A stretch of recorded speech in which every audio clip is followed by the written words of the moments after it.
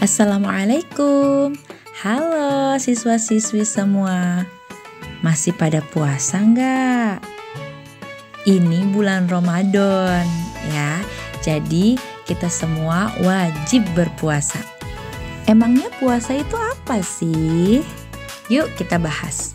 Puasa adalah menahan diri dari segala macam hal yang dapat membatalkan puasa, dari terbitnya fajar sampai terbenamnya matahari. Jadi yang namanya puasa itu bukan sekedar nggak makan atau nggak minum aja, melainkan kita tuh harus menahan diri dari semua yang dapat membatalkan puasa. Apa aja hal yang dapat membatalkan puasa? Yang pertama, memasukkan sesuatu ke dalam tubuh. Ya kayak makan dan minum gitu kan. Ataupun infus, disuntik, itu kan memasukkan sesuatu ke dalam tubuh. Nah berarti itu batal puasanya. Kemudian yang kedua, muntah dengan sengaja. Kalau muntahnya tidak disengaja mah tidak batal. Tapi kalau sengaja kita colok-colok mulut kita supaya muntah, maka itu batal puasanya. Yang ketiga, memasukkan sesuatu ke dalam kubul ataupun dubur.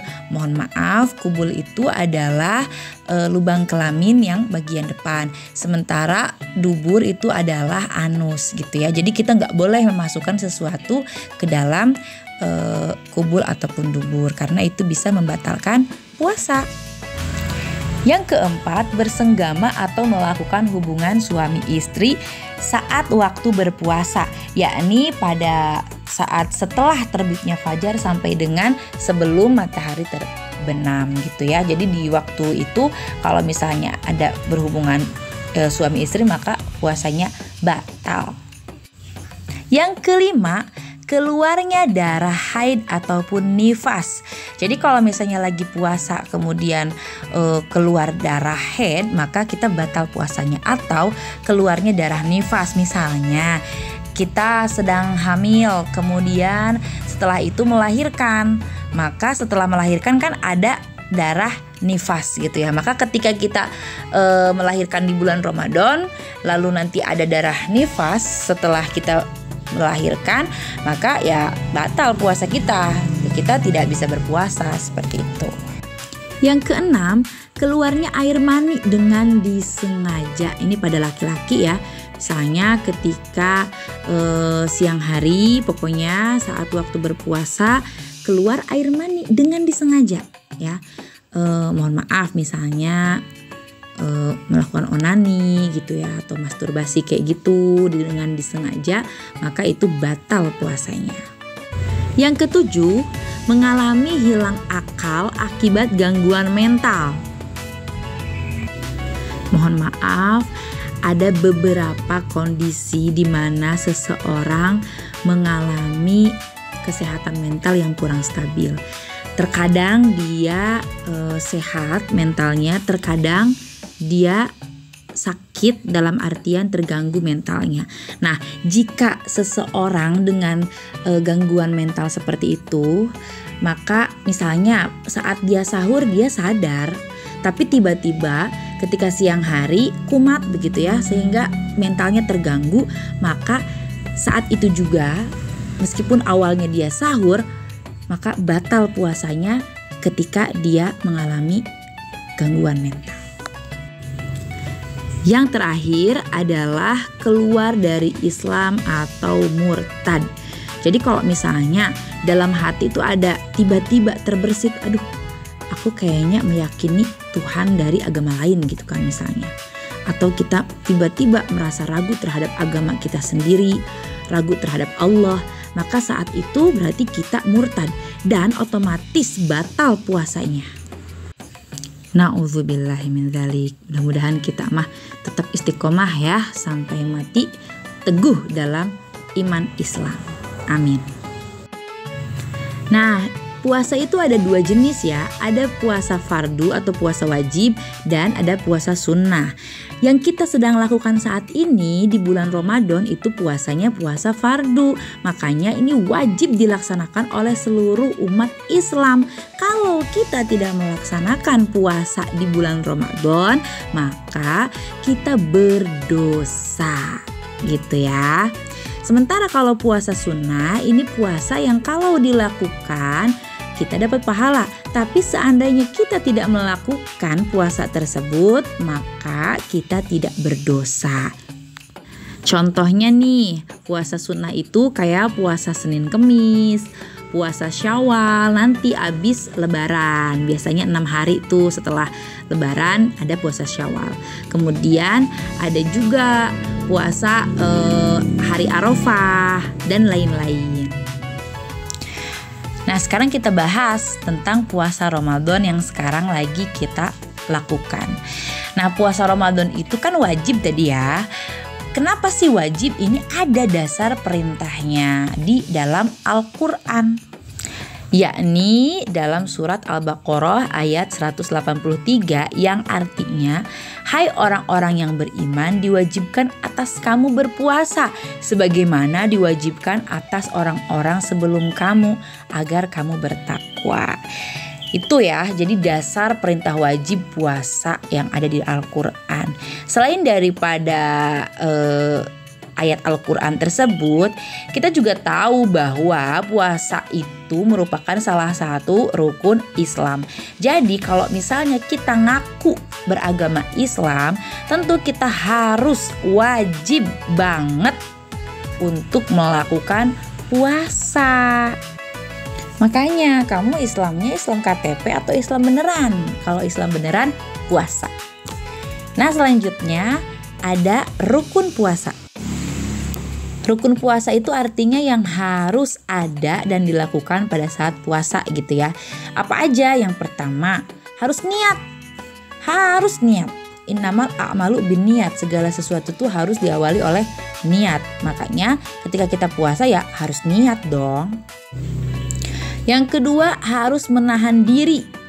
Nah, jadi kita harus bisa mengontrol diri kita untuk menjauhi dari hal-hal yang dilarang ataupun yang membatalkan puasa, dari mulai terbitnya fajar sampai dengan terbenamnya matahari. Gampang nama dari mulai habis subuh sampai dengan maghrib. Nah, niat puasa kayak gimana? Udah pada hafal belum? Masa sih belum hafal ya? Niat puasa itu nawaitu shauma ghadin an adai fardhi syahri ramadhani hadhihi sanati lillahi ta'ala. Saya niat berpuasa pada esok hari untuk menunaikan fardu di bulan Ramadan di tahun ini karena Allah Ta'ala. Saat mengucapkan niat itu nawaitu shauma ghadin dilafalkan secara lisan dan afdolnya dalam hati juga kita mengucapkan ulang dengan menggunakan bahasa sendiri. Ya artinya pakai bahasa Indonesia lah gitu. Kalau misalnya nawaitu shauma ghadin itu kan bahasa Arab. Nah, terjemahannya atau pakai bahasa Indonesianya jangan lupa diucapkan ulang dalam hati. Kenapa?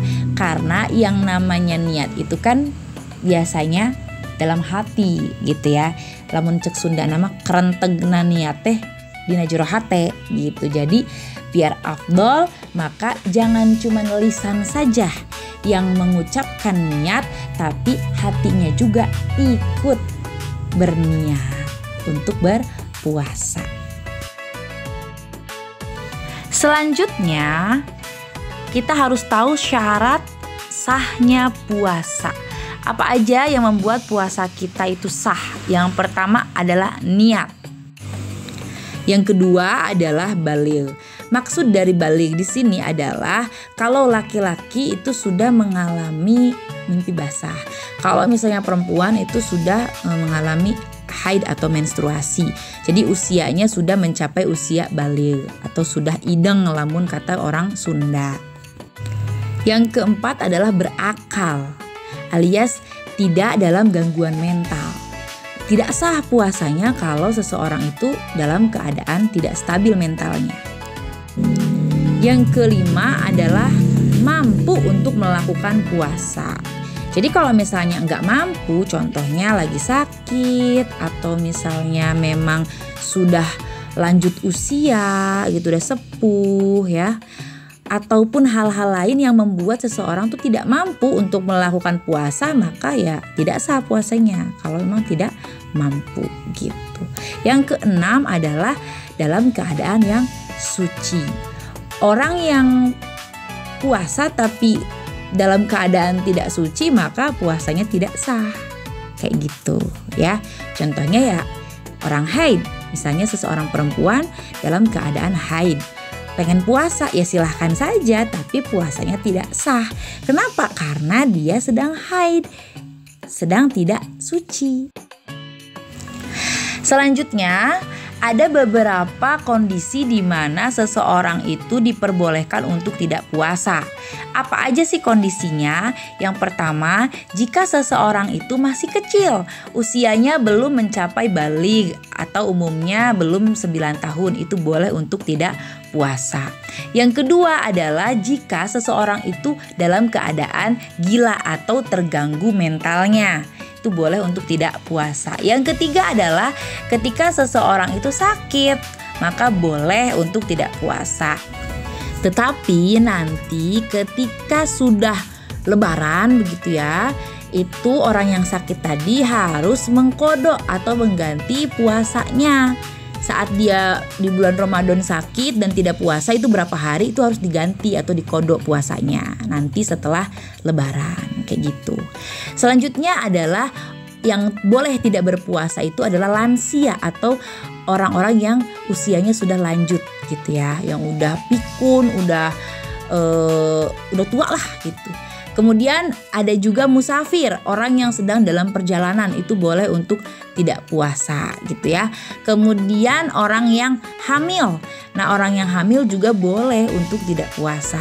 Nah, untuk kondisi-kondisi seperti ini, untuk yang lansia karena memang usianya sudah lanjut gitu ya, udah tua, maka nanti setelah lebaran gitu paling itu tidak usah mengqadha, tapi bisa diganti dengan fidyah, bayar fidyah. Kalau orang yang musafir dalam perjalanan, seandainya dia tidak puasa, maka harus diqadha puasanya setelah lebaran. Begitu juga dengan yang hamil. Orang yang hamil itu juga tetap harus mengqadha puasanya. Dan ada tambahan membayar fidyah jika tidak puasanya wanita yang hamil ini disebabkan oleh ketakutan si wanita hamil ini ketika dia puasa akan mempengaruhi janin dalam kandungannya. Kalau dia khawatir pada kondisi sang bayi dalam kandungannya, maka bukan cuma qadha, tapi harus juga untuk membayar fidyah. Kecuali dia tidak puasa karena khawatir pada keadaan dirinya sendiri, maka tidak harus fidyah, cukup qadha saja. Selanjutnya, yang boleh tidak berpuasa adalah seorang wanita yang sedang menyusui, ibu menyusui. Nah, itu boleh tidak puasa. Tapi lagi-lagi ketidakpuasaannya ibu menyusui tersebut kalau dikarenakan khawatir seandainya si ibu tersebut berpuasa nanti akan mengganggu kualitas ASI yang sedang diberikan pada anaknya, maka si ibu menyusui tersebut harus mengqadha puasanya dan juga membayar fidyah. Beda kalau misalnya si ibu menyusui ini tidak berpuasa karena khawatir akan kesehatan dirinya pribadi, maka yang wajib hanya diqadha saja puasanya. Selanjutnya, orang yang boleh untuk tidak berpuasa adalah wanita yang sedang menstruasi atau haid ya. Tapi setelah nanti lebaran dia harus mengganti puasanya atau mengkodok puasanya sejumlah hari di mana dia haid gitu. Selanjutnya juga orang yang nifas, perempuan yang mengalami nifas atau keluar darah pasca melahirkan. Itu juga sama seperti yang sedang haid ya. Boleh tidak puasa tapi harus mengganti atau mengkodok puasanya.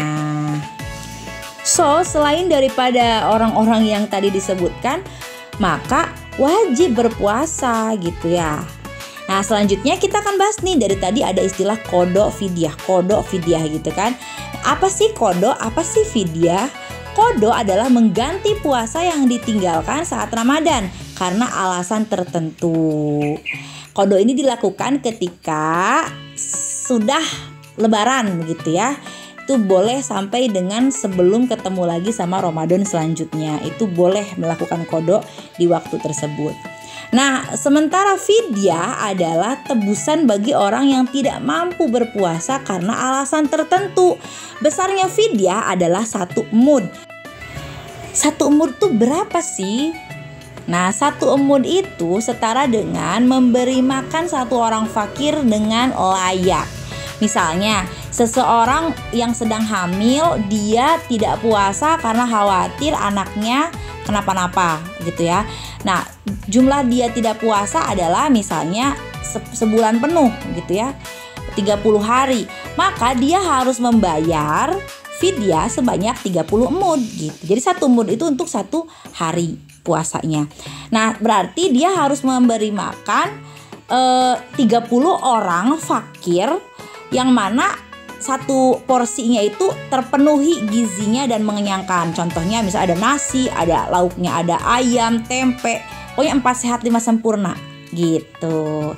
Atau bisa juga diganti, kalau misalnya mau pakai mentahan itu bisa diganti fidyahnya dengan memberikan beras. Berapa banyak berasnya? Nah, ada yang menyatakan bahwa 1 mud itu berasnya itu kurang lebih 1 kilo. Jadi kalau misalnya 30 hari bayar fidyahnya, maka 30 kilo berasnya. Seperti itu ya. Terkait rincian kodok dan fidyah, kita bisa lihat pada tabel berikut ini. Nah, di situ lengkap ya. Jadi ada kalau anak kecil nggak harus kodok, nggak harus fidyah. Kemudian orang gila, kalau gilanya disengaja maka dia wajib kodok tapi nggak harus fidyah. Kalau gilanya nggak sengaja maka dia tidak wajib kodok maupun fidyah. Orang yang sakitnya ada harapan sembuh itu harus untuk dikodok puasanya tapi tidak harus fidyah. Kemudian tapi kalau orangnya sakit dan tidak ada harapan untuk sembuh, maka tidak wajib kodok, hanya fidyah saja. Orang yang lanjut usia itu tidak wajib kodok tapi fidyah saja.